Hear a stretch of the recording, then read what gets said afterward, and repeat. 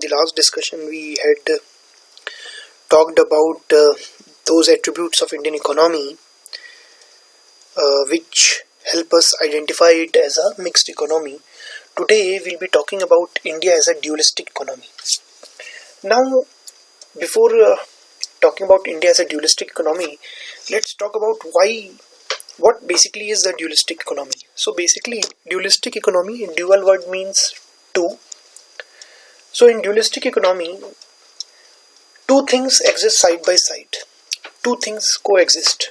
What are these two aspects that coexist? One is the presence of modern sectors and the other one is the presence of traditional sectors.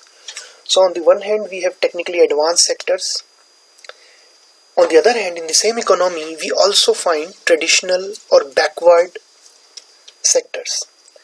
So dualistic economy is one in which you have both the most advanced kind of systems, most advanced kind of technologies being used, while on the other hand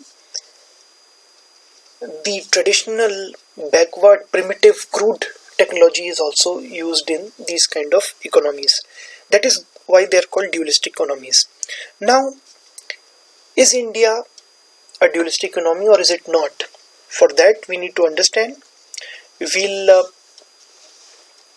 discuss the case of India with specifically agriculture and manufacturing, and we will try and understand whether India actually demonstrates attributes of a dualistic economy or not. So let us first start discussing agriculture. So as far as agriculture is concerned in India, on the left hand side you see here on your screen subsistence cultivation, on the right side we see contract farming.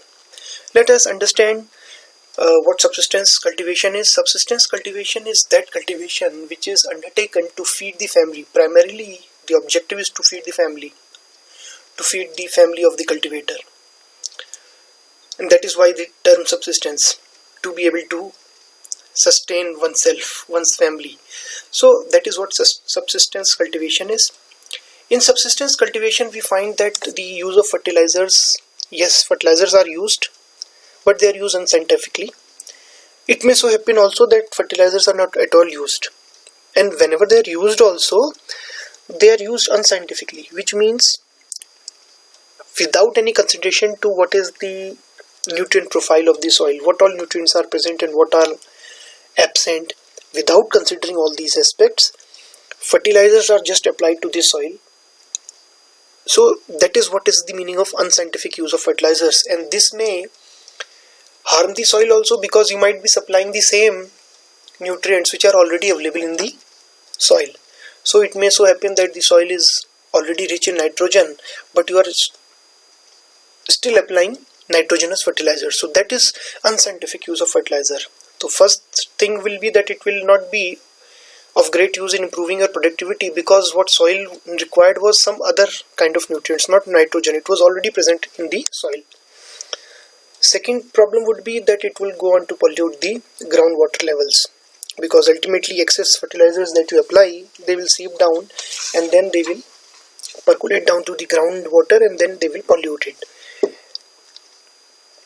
So this is the problem with unscientific use of fertilizers, and that is something that is seen in subsistence cultivation. The seeds which are used are of low quality, they are not high yielding varieties. Generally the seeds that you obtain in one cropping cycle may be used for sowing purpose in the next cropping cycle. Then irrigation is largely rain fed, which means you do not have access to any irrigation network, and whether the fields are going to be irrigated or not will depend a lot on the rainfall. So if there is rain, your fields will be irrigated. If there are no rains, your fields will remain dry and the crops may also die. So rain fed irrigation is generally seen in subsistence cultivation. Again, there are manual operations. Most of the work is performed manually, and that is why naturally the efficiency would be much low. There would be much more number of people working in the same field, because they're not using any technology, they are not using any machines. So all the work which is being done is generally being done manually, and because of all these reasons the yields are also low. the output volume is much lower in subsistence cultivation. Now, subsistence cultivation is basically an example of a traditional technology being used in agriculture. We are not using any fertilizers, we are using them, if at all we are using them unscientifically. We are not using good quality seeds, we are not using the best of the irrigation techniques, we are not using technology, we are not using machine equipments, and that is why we are getting low yields also. This is an example of how in agriculture in India we find that the backward or the traditional technologies are still being used.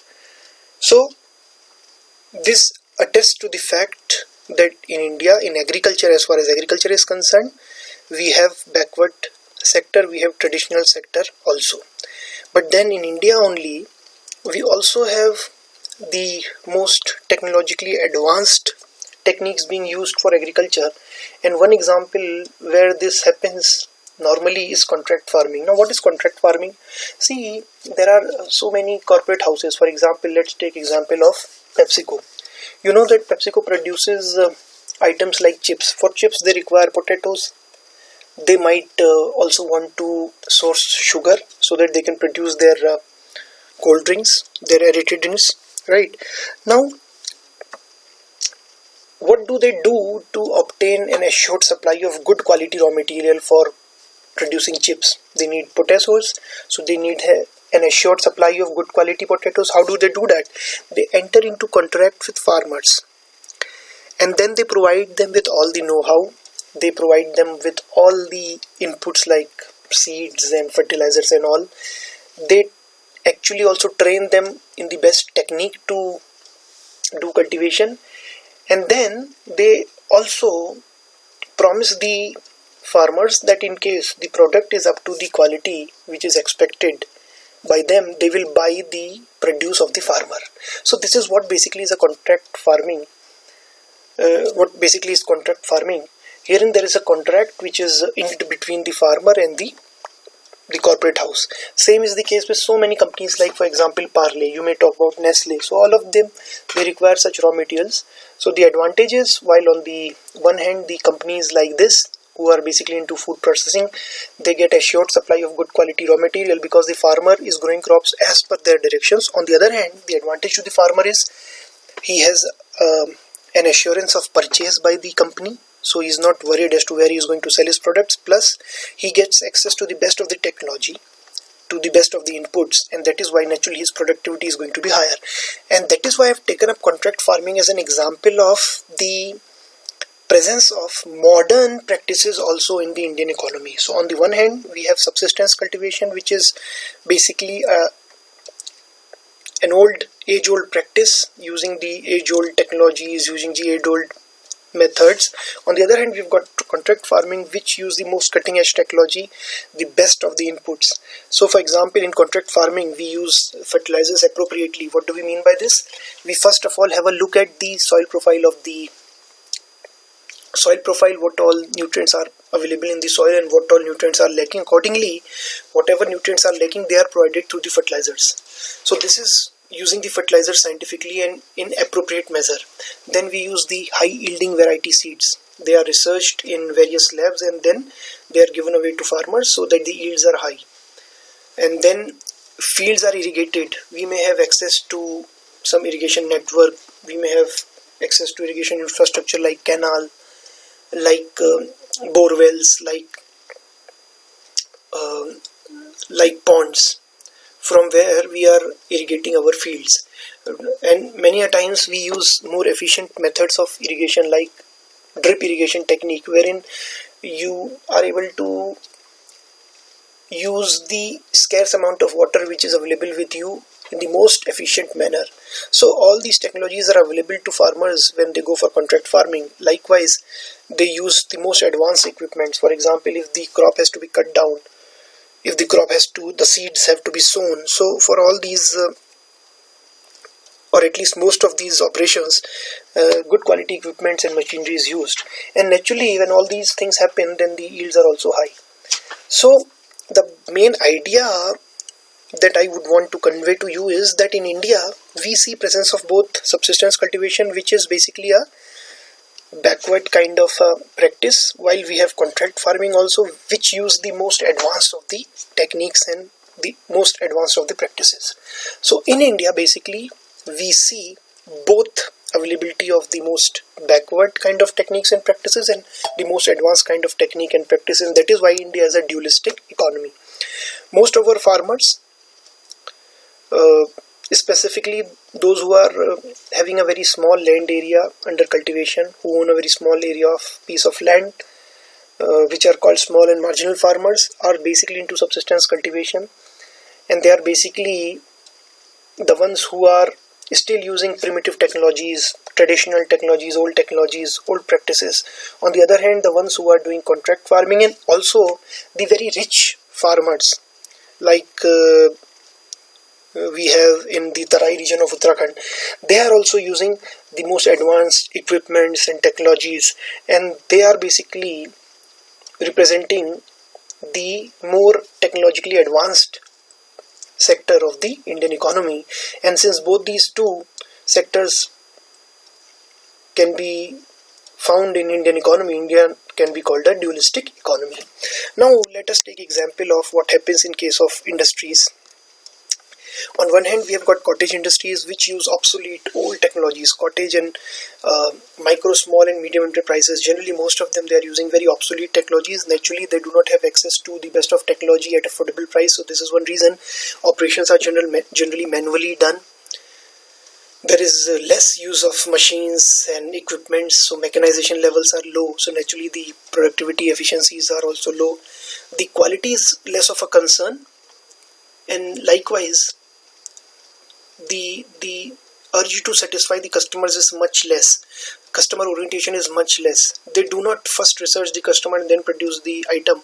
They simply produce the item and then try to hard sell it to the customers. And this is generally speaking. There might be exceptions everywhere. So I'm not talking about those cottage industries or those micro, small and medium enterprises which are doing exceptional work. They are producing good quality product and researching the customer also and trying to find out his need and then producing the required item. I'm talking about the general case, which is generally seen as far as cottage industries are concerned. Again, the R&D expenditure is limited. Naturally, the reason is they do not have sufficient resources, so they cannot spend too much on R&D. So research and development is much limited, right?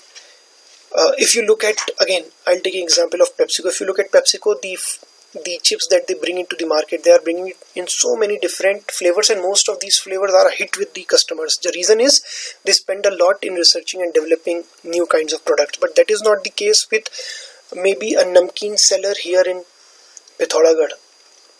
So maybe a local namkeen seller here in Pithoragarh is not researching it that much. Again, you compare Amul with a local dairy here in your city or in your state, you would find while the local dairy is not researching that much, they are still using the same packaging. The milk that they supply may hardly be able to survive without getting spoiled for just one day. So it would not be able to retain its quality for more than one day. On the other hand, if you look at Amul, they are doing so much of research and they are developing the best of the products, not only the products but also the packaging.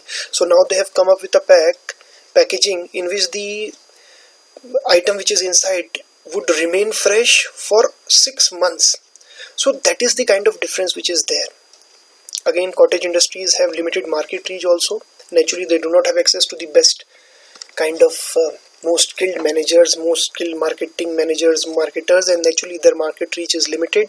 The products are not of cutting edge quality. They are very crude, simple kind of products. You can take example of so many small industries which are available in your vicinity. They are available in they are producing products which are relatively very crude, not great features or not cutting edge technology. So that is what is happening with them, and of course the efficiency is low because of so many issues like this. Manual operations and old technology, the efficiency is also low. On the other hand, we have got some of the big firms, corporate firms, they are using the cutting edge technology. Have a look at the right side of the screen. There is a mistake here. The right side shows you the heading contract farming. Actually, this is a mistake. Here we are talking about the advanced manufacturing firms which are there in India. So we are comparing the cottage industries to relatively large scale industries, big corporate houses which are functioning here in India. They use the most cutting edge technology. Higher level of automation. Automation means more use of machines, higher level of mechanization, less dependence on manual labor. The focus on quality is there. Then they are oriented towards customer requirements. They go to any length to satisfy the customers. They have a dedicated research and development wing where they research the new products and develop the products which they deem to be having the potential to succeed in the market. And they're not only catering to the local markets, to a particular market in a particular state or in a particular country, but they're catering to global markets, international markets, and they are bringing world-class products. And that is why they are able to gain acceptability across the countries. And of course they are more efficient also because of using the most cutting edge technology and having a higher level of automation, and because of all these reasons.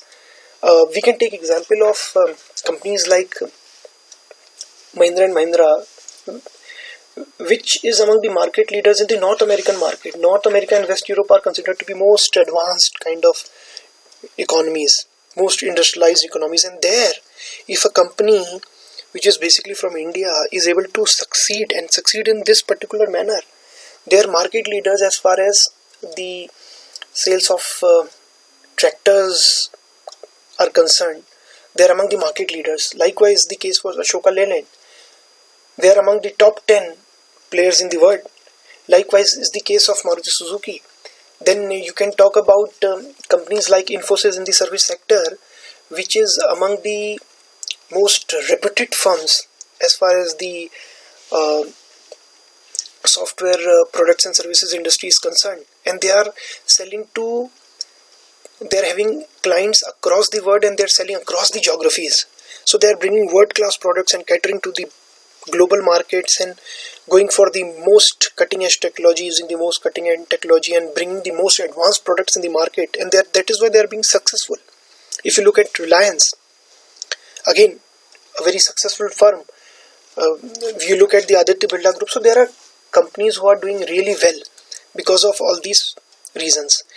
The basic idea again behind this particular discussion is to let you know that in India we have both presence of traditional and backward technologies and practices, which is the case with most of the cottage industries that we have here in India. So cottage industries can be example of how in India backward crude technology is still prevalent. On the other hand, again, this is a wrong use of heading here. On the other hand, these large scale industries, let me correct it also. On the other hand, these large scale industries which are here, for example, we have got Reliance, I have talked about Ashoka Leyland. So they are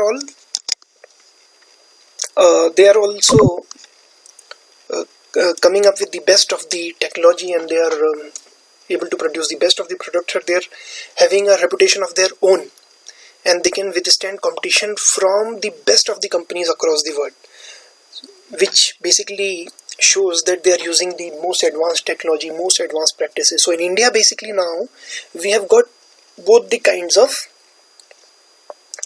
technologies and practices, the advanced practices, as we can see in large scale industries, and the relatively more backward kind of practices which we generally see in the cottage industries.